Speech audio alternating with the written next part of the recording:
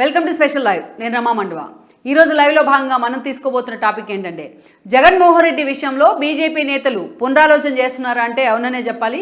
అది కూడా బీజేపీ కేంద్ర పెద్దలు ఈరోజు జగన్మోహన్ రెడ్డి వ్యవహారానికి సంబంధించి, ఆయన వేస్తున్న రాజకీయ అడుగులకు సంబంధించి ఈరోజు పూర్తి స్థాయిలో తమకు జగన్మోహన్ రెడ్డి పూర్తి స్థాయిలో తన నెగిటివ్ని తమకు అందించే ప్రయత్నం చేస్తున్నారన్న చర్చ కూడా బీజేపీలో నడుస్తూ వస్తుంది. అంతేకాదు ఈ రోజున దేశవ్యాప్తంగా ఉన్న ప్రస్తుత పరిస్థితులు కానీ, రేపు బీజేపీ ఎదుర్కోబోతున్న 5 రాష్ట్రాల ఎన్నికలు కానీ ఆ పార్టీ భవిష్యత్తు కూడా ఒక సవాల్గా మారబోతున్నాయి. ప్రత్యేకించి ఏదైతే సౌత్ ఇండియాలోనే తమకు ఒక ప్రముఖ ద్వారంగా తెలంగాణ ఎన్నికలను అయితే బీజేపీ భావిస్తూ వస్తుంది. ఎలాగైనా తెలంగాణలో పూర్తి స్థాయిలో బీజేపీ జెండా పాతాలని గత కొన్ని రోజుల వరకు బీజేపీ అంచనాలు వేస్తూ వచ్చినప్పటికీ, బట్ ఈ రోజున తెలంగాణలో ఆ పరిస్థితి లేదన్నది వాస్తవం. అనేక రకాల కారణాలతో, అటు లిక్కర్ మాఫియా వ్యవహారం మొదలుకొని అనేక రకాల కారణాలతో ఈరోజు కేసీఆర్ బీజేపీ ఈరోజు ఇద్దరు కూడా పూర్తి స్థాయిలో కలిసిపోయారన్న ప్రచారం కూడా తెలంగాణ సమాజంలో తెర మీదకి వస్తూ ఉంది. అటు కేసీఆర్ కానీ బీఆర్ఎస్ రూపంలో ఆయన హఠాత్తుగా వేసిన అడుగులు హఠాత్తుగా ఆగిపోవడం కానీ, ఈ రోజున కవిత అరెస్ట్ లాంటి వాటి విషయంలో బీజేపీ నిమ్మక నేరెత్తినట్టుగా వ్యవహరించడం కానీ, ఆ తర్వాత జరుగుతున్న అనేక పరిణామాలు ఈరోజు పూర్తి స్థాయిలో కాంగ్రెస్ని తెర మీదకి తీసుకొచ్చాయి. బీజేపీని తెలంగాణలో నలిఫై కూడా చేసిన పరిస్థితి. ఇక ఇదే సిచ్యువేషన్ ఏపీలో కూడా ఎదురన్నట్లయితే తమ భవిష్యత్తు ఎలా ఉండబోతోందో నాకు ఆందోళన బీజేపీ కేంద్ర పెద్దల్లో ఉంది. అంతేకాదు ఇక్కడ అనేక రకాల రాజకీయ పరిణామాలు కూడా ఈరోజు ప్రత్యేకించి ఎన్డీఏలో జరుగుతున్న రాజకీయ పరిణామాలు బీజేపీ నిజంగానే ఒక డిఫెన్స్లో పడేస్తూ ఉన్నాయి. ఎందుకంటే 2014 ఎన్నికల్లో ఆ రోజు గుజరాత్ ముఖ్యమంత్రిగా ఉన్న మోడీని బీజేపీ పెద్దలంతా తీసుకొచ్చి ప్రధాని అభ్యర్థిగా ప్రమోట్ చేయడం జరిగింది. సో ఆ రోజు అప్పుడున్న ఒక సెంటిమెంట్ సిచ్యువేషన్లో ఆ రోజు ఎన్డీఏని కూడా మోడీ బలోపేతం చేసే ప్రయత్నం చేయడం కానీ, ఎస్పెషల్లీ ఆ రోజు గతంలో ఉన్న తమ పాత మిత్రులందరినీ దగ్గరికి తీసుకునే ప్రయత్నం చేశారు. ఈ క్రమంలోనే టీడీపీని కూడా బాలకృష్ణ లాంటి వాళ్ళతో భేటీ కావడం, చంద్రబాబు నాయుడు కన్విన్స్ అయ్యి మరి ఆ రోజు ఎన్డీఏలో అఫీషియల్గా జాయిన్ అవ్వడం మనం చూస్తూ వచ్చాం. సో ఇలాంటి సిచ్యువేషన్లో ఆ రోజు ఉన్న ఒక మోడీ సెంటిమెంటు తర్వాత ఈ రోజు 10 ఏళ్ల తర్వాత ఆయన పరిపాలన తర్వాత చూసినట్లయితే ఆ స్థాయిలో లేదన్నది వాస్తవం కూడా. ఈరోజు పలు సర్వేలు కూడా, పలు రాష్ట్రాల్లో జరిగిన ఎన్నికలు కూడా అదే స్పష్టం చేస్తూ ఉన్నాయి. ఇక్కడ బీజేపీ గెలిచిన పక్కన పెడితే ఒక వెస్ట్ బెంగాల్ తీసుకున్నా, అండ్ ఈ రోజున ఒక ఇటీవలే జరిగిన ఒక కర్ణాటక ఎలక్షన్ వరకు తీసుకున్నా అదే స్పష్టమవుతూ ఉంటుంది. యాక్చువల్గా కర్ణాటక ఎలక్షన్స్ మీద బీజేపీ చాలా సీరియస్గా ఫోకస్ పెట్టింది. అక్కడ అనేక రకాలుగా ముఖ్యమంత్రులు మార్చే ప్రయత్నం చేసింది. ఇవన్నీ కూడా బీజేపీకి ఒక బూమరాంగ్ అయ్యే సిచ్యువేషన్ కనిపించింది. ఏదైతే కర్ణాటక ఎన్నికల ఫలితాల తర్వాత ఈరోజు ఎస్పెషల్లీ కాంగ్రెస్కు ఆ ఎన్నికల ఫలితాలు ఒక బూస్ట్ అయితే ఇచ్చాయి. అది తెలంగాణ ఎన్నికల్లో కూడా ఆ బూస్ట్ ఈరోజు నిజంగానే ప్రభావం చూపించబోతోంది. ఈ రోజున హైకమాండ్తో కలిసి డీకే లాంటి వాళ్ళు తెలంగాణ వేదికగా తెర మీద తీసుకొస్తున్న రాజకీయం ఈరోజు బీఆర్ఎస్ని కూడా నిజంగానే ఒక అల్దడి అయితే బీఆర్ఎస్లో కలుగజేస్తుంది అన్నది వాస్తవం. నిన్న మొన్నటి వరకు తమకు ఎదురు లేదంటూ కూడా బీఆర్ఎస్ నేతలు మాట్లాడుతూ వచ్చారు, ఎన్నికల ప్రచారం చేస్తూ వచ్చారు. కానీ ఈరోజు అదే స్థాయిలో వాళ్ళకి పోటీ ఇచ్చే స్థాయిలో నెక్ టు నెక్ అన్నట్టుగా కాంగ్రెస్ బీఆర్ఎస్కి పోటీ ఇచ్చే స్థాయిలో నిలబడుతున్న తీరు ఈరోజు బీజేపీ అధిష్టానాన్ని కూడా డిఫెన్స్లో పడేస్తూ ఉంది.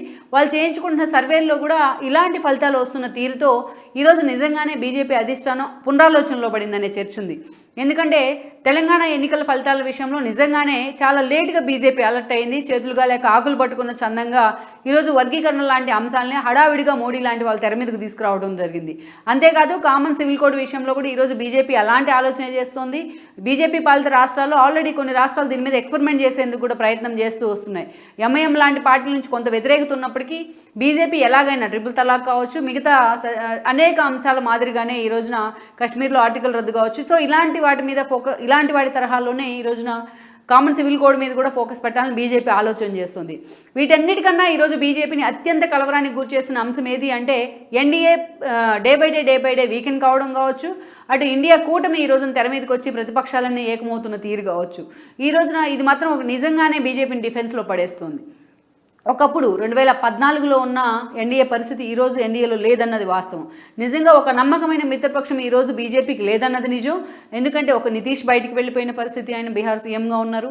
అండ్ దెన్ అంతకుముందు అనఫిషియల్గా బయట ఉన్న మద్దతు ఇచ్చిన మమతా లాంటి వాళ్ళు కూడా ఈరోజు బీజేపీకి వన్ సైడ్గా మద్దతు ఇస్తున్న పరిస్థితి లేదన్నది వాస్తవం. ఇక శివసేన లాంటి ఒక సాలిడ్ పార్టీలు ఎప్పటి నుంచో బీజేపీతో అసోసియేట్ ఉన్న పార్టీలు ఈరోజు మహారాష్ట్రలో బీజేపీతో పని లేకుండా మొన్నటి వరకు కాంగ్రెస్తో కలిసి అక్కడ ప్రభుత్వాన్ని ఏర్పాటు చేసిన పరిస్థితి, ఎన్సీపీ అండ్ కాంగ్రెస్. కాంగ్రెస్తో. ఆ తర్వాత షిండే వాళ్ళ లాంటి రూపంలో బీజేపీ అక్కడ చీలికి తెచ్చినప్పటికీ కూడా ఈరోజు కేవలం షిండే శివసేన మాత్రమే బీజేపీకి ఎన్డీఏకి మద్దతు ఇస్తున్న పరిస్థితి ఉంది. ఇక వేరేజ్ ఏపీ విషయానికి వచ్చినట్లయితే చంద్రబాబు నాయుడుతో స్టార్ట్ అయిన విభజన హామీల వేదికగా టీడీపీతో స్టార్ట్ అయిన ఒక డ్రిఫ్ట్ ఈరోజు ఎన్డీఏలో దాదాపు 6 ఏళ్లుగా టీడీపీ దూరం అవడానికి కూడా ఎన్డీఏకి కారణమైంది. ఈరోజు తిరిగి టీడీపీని హక్కును చేర్చుకుందామని బీజేపీ ప్రయత్నిస్తున్న ఆ సిచ్యువేషన్ ఏపీ రాజకీయాల్లో లేదన్నది వాస్తవం. ఈ రోజున ఇక స్టాలిన్ మొదలుకొని కర్ణాటకలో కాంగ్రెస్ మొదలుకొని ఎవరు లెఫ్ట్ పార్టీస్ కేరళలో మొదలుకొని ఎవరు బీజేపీకి వన్ సైడెడ్గా మద్దతు ఇస్తున్న పరిస్థితి లేదు. వీళ్ళంతా అన్కండిషనల్గా ఇండియా కూటమికే మద్దతు ఇస్తూ వస్తున్నారు. అందుకే రేపటి 5 రాష్ట్రాల ఎన్నికల్ని పూర్తి స్థాయిగా గేట్వేగా భావిస్తుంది బీజేపీ. అందుకే అనేక రకాలుగా వర్గీకరణ కావచ్చు, మరోసారి రామ జన్మభూమి అంశాన్ని ఒక సెంటిమెంట్ కావచ్చు, సివిల్ కోడ్ అంశాన్ని తెర మీద తీసుకొస్తుందని కొన్ని విమర్శలు అయితే బీజేపీ మీద ఉన్నాయి. ఇక ఎస్పెషల్లీ తెలుగు రాష్ట్రాల విషయానికి వచ్చినట్లయితే అత్యంత ప్రయారిటైజ్గా ఈరోజు తెలుగు రాష్ట్రాలని చూస్తూ ఉంది బీజేపీ. ఎందుకంటే ఉమ్మడి రాష్ట్రంగా ఉన్నప్పుడు తీసుకున్నా, విడిపోయిన తర్వాత తీసుకున్నా అత్యంత ప్రీడామినెంట్గా తెలుగు రాష్ట్రాలు ఉంటూ వచ్చాయి. అత్యధిక ఎంపీ స్థానాలు ఉన్న వాటిగా 2 తెలుగు రాష్ట్రాలు కూడా ఉన్నాయి. సో అలాంటి సిచ్యువేషన్లో అటు కేసీఆర్ అనధికారికంగా ఈ రోజున బీజేపీకి మద్దతు ఇస్తున్నారనేది వాస్తవం. ఇటు వేరే జగన్మోహన్ రెడ్డి కూడా గత 4.5 ఏళ్లుగా అనధికారికంగా బీజేపీతో కలిసి ఉన్నారనేది వాస్తవం, అఫిషియల్గా ఎన్డీఏలో లేకపోయినప్పటికీ. అయితే ఇదే అంశం ఈరోజు ఎక్కడైతే కేసీఆర్ ఇక్కడ ఈ అంశం సెట్ బ్యాక్ కాబోతోంది ఎన్నికల్లో అనే చర్చ జరుగుతోందో, అఫిషియల్గా లేకపోయినా అన్అఫిషియల్గా బీజేపీతోని బీఆర్ఎస్ కలిసి ఉందనే ఏదైతే ఒక ప్రచారం ఉందో అది నిజంగానే ఈరోజు పెద్ద సెట్ బ్యాక్ కాబోతోంది బీజేపీకి అండ్ కేసీఆర్కి అనేది రేపు సర్వేల్లో కూడా స్పష్టం అవుతూ వస్తుంది. సో ఇదే అంశం రేపు ఏపీ ఎన్నికల్లో కూడా తమకు బూమరాంగ్ అవుతుందని కూడా బీజేపీ నేతలు లెక్కలు కడుతూ ఉన్నారు. ఈ విషయంలో ముందుగానే బీజేపీ కేంద్ర పెద్దలు స్మెల్ చేయడం జరిగింది. అందుకే చంద్రబాబు నాయుడు లాంటి వాళ్ళని వాళ్ళు దగ్గర చేసుకునే ప్రయత్నం చేశారు. రాజకీయంగా తమకు ఉపయోగపడే ఏ చిన్న అవకాశాన్ని కూడా ఈరోజు అటు అమిత్ షా కానీ ఇటు మోడీ కానీ వదులుకోవాలని కూడా ఆశించట్లేదు వాళ్ళు. అందుకనే ఈ రోజున చంద్రబాబు నాయుడుతో అమిత్ షా చర్చలు జరపడం కానీ, దాదాపు 12 ఎంపీ స్థానాలను అమిత్ షా కోరారని, దానికి చంద్రబాబు నిర్వర్ధంగా దాన్ని తిరస్కరించారనే వార్తలతో ఈరోజు చంద్రబాబు నాయుడు అరెస్ట్ మీద కూడా ఎక్కడ బీజేపీ పెద్దలు స్పందించిన పరిస్థితి ఉందన్నది వాస్తవం. అందుకే బీజేపీతో ఎక్కడా రాజీ లేదు, కేవలం పోరాటమే అన్న దిశగా చంద్రబాబు నాయుడు కూడా ఈరోజు అడుగులు వేస్తూ వస్తున్నారు. అయితే ఈ పరిణామాలతో పూర్తి స్థాయిలో ఎస్పెషల్లీ చంద్రబాబు నాయుడు అరెస్టు తర్వాత పరిణామాలతో బీజేపీ కేంద్ర పెద్దలు అలర్ట్ అయ్యారనే చర్చ జరుగుతుంది. అందుకే హడావిడిగా పురంధరేశ్వరి, కిషన్ రెడ్డి లాంటి వాళ్ళని కూర్చోబెట్టుకుని మరీ లోకేష్తో మాట్లాడారు అమిత్ షా అని కూడా ఏదైతే ఈ ఇన్సిడెంట్ జరిగినప్పుడు కూడా కొన్ని వార్తలు, కొన్ని రకాల ఊహాగానాలు కూడా తెర మీదకి వచ్చాయి. బట్ ఎక్కడ టీడీపీ ఈరోజు మోడీ పెడుతున్న, అమిత్ షా పెడుతున్న డిమాండ్స్కి తలొగ్గుతున్న సిచ్యువేషన్ అయితే లేదు. ఇక ఈ పరిణామాలన్నీ ఎలాగైతే తెలంగాణలో మొన్నటి వరకు కేసీఆర్కి పోటీ దిశగా నువ్వా నేనన్నట్టుగా ఉన్న పరిస్థితి నుంచి లిక్కర్ మాఫియా వ్యవహారంలో ఈ 2 పార్టీలు కలిసిపోయినాయనే విమర్శలను ఎదుర్కొంటూ ఈ రోజున 3వ స్థానానికి ఎలాగైతే బీజేపీ పడిపోయిందో రేపు ఇలాంటి పరిణామాలే ఏపీలో కూడా రాబోతున్నాయని ఒక ఆందోళన బీజేపీ నేతల్లో ఉంది. అందుకే ఇక ఈ రోజున జగన్మోహన్ రెడ్డి విషయానికి వచ్చిన ఎలాగూ ఇక్కడ బీజేపీకి ఇప్పటికిప్పుడు రాబోయే 10 రోజుల్లో ఇప్పటికిప్పుడు పార్టీని రీవోక్ చేసే సిచ్యువేషన్ లేదన్నది వాస్తవం. వర్గీకరణ లాంటి అంశాలను హడావిడిగా మోడీ లాంటి వాళ్ళు తెర మీదకి తీసుకొస్తున్నా ఈ 10 రోజుల్లో బీజేపీ రీగైన్ చేసే సిచ్యువేషన్ లేదన్నది కూడా వాస్తవం. పవన్ కళ్యాణ్తో పొత్తులు దిశగా వెళ్ళినా ఆ ఫ్యాక్టర్ ఎంతవరకు బీజేపీని మళ్ళీ రీగైన్ చేస్తుందన్నది కూడా ఇప్పటికీ ఉన్న అనుమానాలే.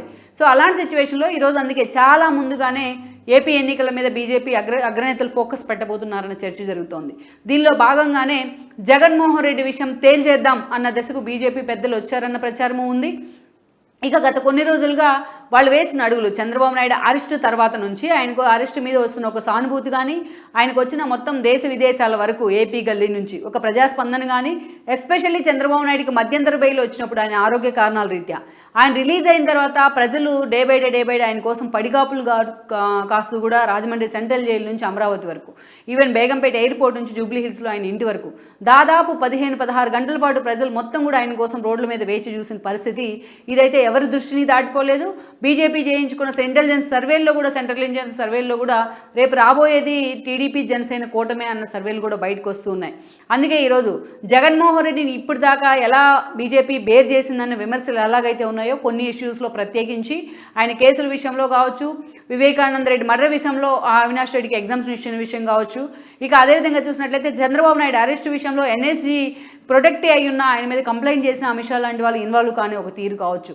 ఇలా అనేక అంశాలు. ఇక ఏపీ ఆర్థిక వ్యవస్థ మొత్తం అస్తవ్యస్తం అవుతున్నా ఇక్కడి నుంచి విమర్శలు చేయడం తప్ప ఎప్పుడు గ్రౌండ్ లెవెల్లో ఫోకస్ పెట్టలేదనే ఇంకొన్ని విమర్శలు కావచ్చు.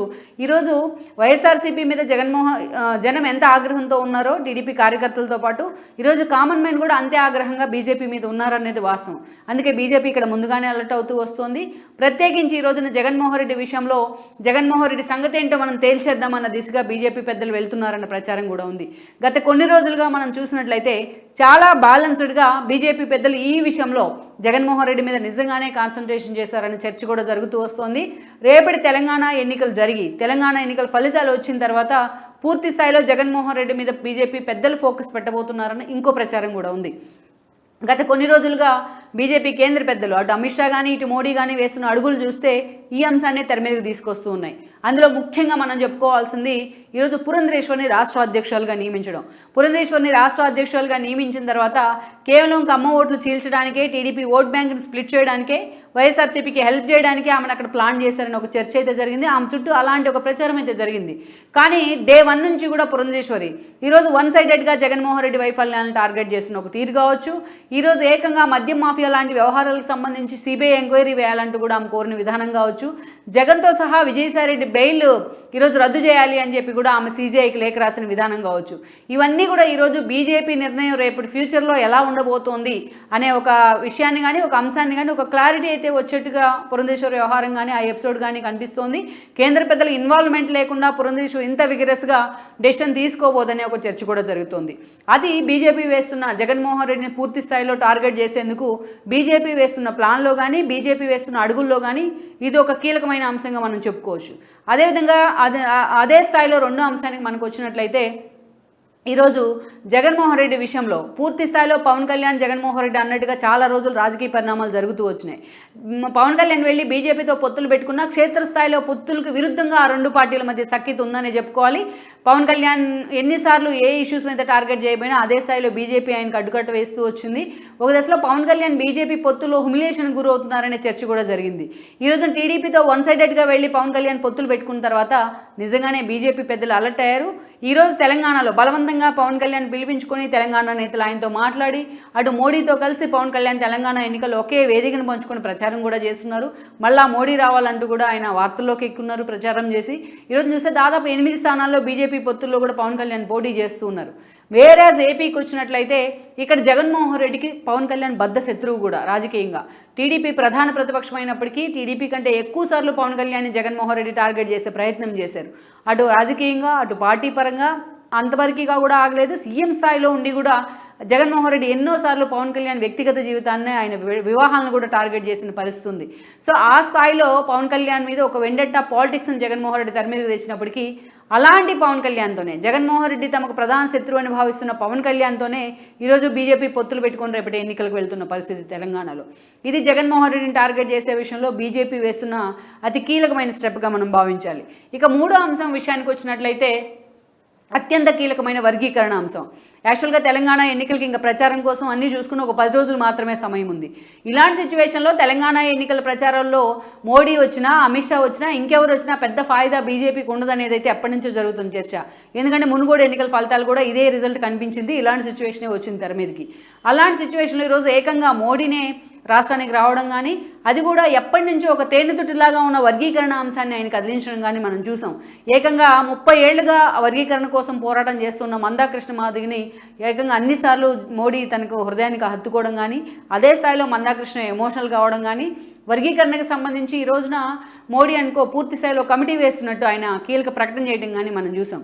అయితే ఈ స్టెప్ తెలంగాణలో అటు వర్గీకరణ ప్రకటించడం ద్వారా పూర్తిగా మాదిగ సామాజిక వర్గాన్ని బీజేపీ వైపు ఎంతవరకు మోడీ తిప్పుతారనేది ఒక పెద్ద సందేహం. ఎందుకంటే చాలా షార్ట్ హైల్ ఉంది కాబట్టి. బట్ వేరే మాలలు మాత్రం మాల సామాజిక వర్గం మాత్రం పూర్తి స్థాయిలో వ్యతిరేకత వ్యక్తం చేస్తుంది బీజేపీ మీద అనే వార్తలు కూడా వస్తున్నాయి. బట్ ఏపీతో కంపేర్ చేస్తే ఈ మాల సామాజిక వర్గ ఓటర్లు ఇక్కడ తక్కువేనే చెప్పాలి తెలంగాణలో. వేరే ఈ వర్గీకరణ అంశం ఏదైతే ఉందో అది పూర్తి స్థాయిలో ఏపీలో జగన్మోహన్ రెడ్డికి ఒక సెట్ బ్యాక్ కాబోతోందని అంచనా కూడా వస్తుంది. ఎందుకంటే ఎప్పటి నుంచో కూడా అటు కాంగ్రెస్ వైపు ఉన్న ఓట్ బ్యాంక్ మొత్తము కూడా తర్వాత రోజుల్లో వైఎస్ మరణం తర్వాత జగన్మోహన్ రెడ్డి పార్టీ పెట్టిన తర్వాత పూర్తి స్థాయిలో అది వైఎస్ఆర్సీపీ వైపు షిఫ్ట్ అయిందన్నది కూడా వాస్తవం. అన్ని ఎన్నికలను మనం పరిశీలించినా అదే స్పష్టమవుతూ ఉంటుంది. అలాంటి సిచ్యువేషన్ నుంచి ఈ రోజున జగన్మోహన్ రెడ్డికి ఎప్పుడు కూడా రాష్ట్ర విభజన తర్వాత కావచ్చు, ఆయన పార్టీ ఎస్టాబ్లిష్ చేసిన తర్వాత కావచ్చు, ప్రత్యేకించి ఎప్పుడు మాదిగ సామాజిక వర్గం ఓటర్లంతా టీడీపీ వైపు నిలబడితే మాల సామాజిక వర్గం ఓటర్లంతా కూడా జగన్మోహన్ రెడ్డి వైపు నిలబడ్డారు, లైక్ కాంగ్రెస్ ఓట్ బ్యాంక్ లాగా. సో అలాంటి సిచ్యువేషన్లో ఈ రోజున మోడీ మాదిగ సామాజిక వర్గానికి మద్దతు ఇచ్చేలా వర్గీకరణ అంశాన్ని తెర మీదకి తీసుకొచ్చిన తర్వాత ఈరోజు జగన్మోహన్ రెడ్డి అక్కడ సాఫ్ట్ టార్గెట్ అవుతూ ఉన్నారు. ఎందుకంటే ఈరోజు మోడీకి అనఫిషియల్గా కూడా ఎప్పటి నుంచో ఆయన మద్దతుగా కొనసాగుతూ వస్తున్నారు. గత 4.5 ఏళ్లుగా ఎన్నోసార్లు మోడీ నా తండ్రి లాంటి వాళ్ళని కూడా జగన్మోహన్ రెడ్డి మాట్లాడారు. ఎన్నో కేసుల నుంచి కూడా ఆయనకి ఎగ్జామ్షన్ కూడా వచ్చింది బీజేపీ నుంచి.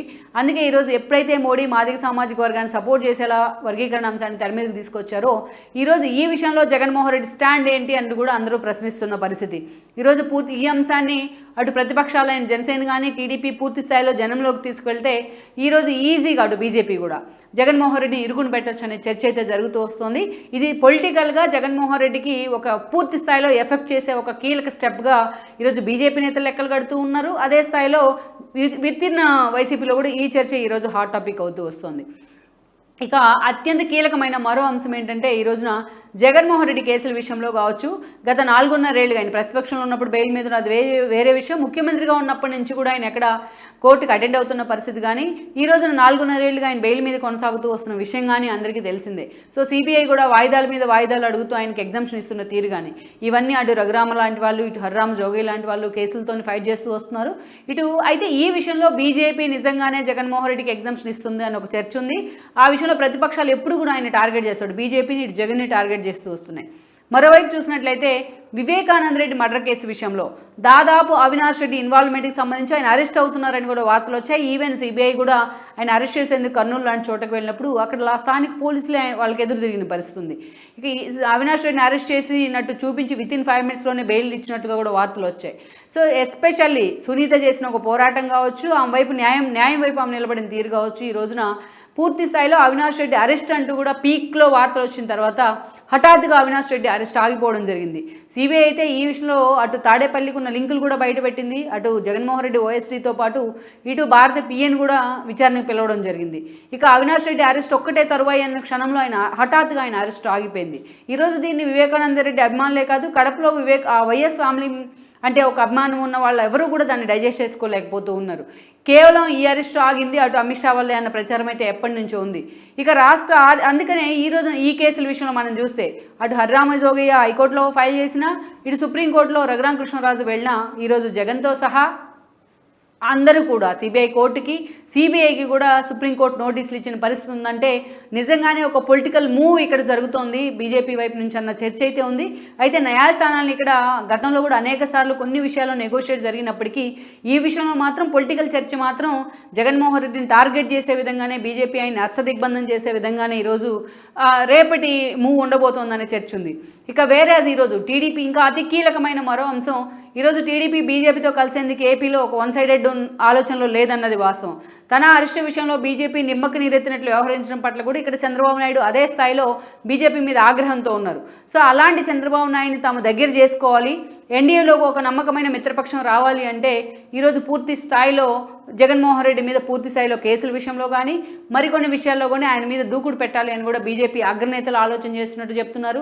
కొంతమంది ఆర్ఎస్ఎస్ నేతలు కూడా జగన్మోహన్ రెడ్డి విషయంలో ఇప్పటిదాకా మోడీ అండ్ అమిత్ షా వ్యవహరించిన తీరు మీద తీవ్ర స్థాయిలో ఆగ్రహంతో ఉన్నారన్న ప్రచారం ఉంది. అది పూర్తిగా జగన్మోహన్ రెడ్డి చంద్రబాబు నాయుడు అరెస్టు లాంటి అంశాల్లో ఆయనే సెల్ఫ్ గోల్ చేసుకోవడమే కాదు, బీజేపీకి కూడా పూర్తి స్థాయిలో బీజేపీని కూడా సెల్ఫ్ గోల్ చేశారన్న ప్రచారం అయితే ఉంది. సో ఈ పరిణామాలన్నింటిలో బీజేపీ అధిష్టానం అలర్ట్ అయింది.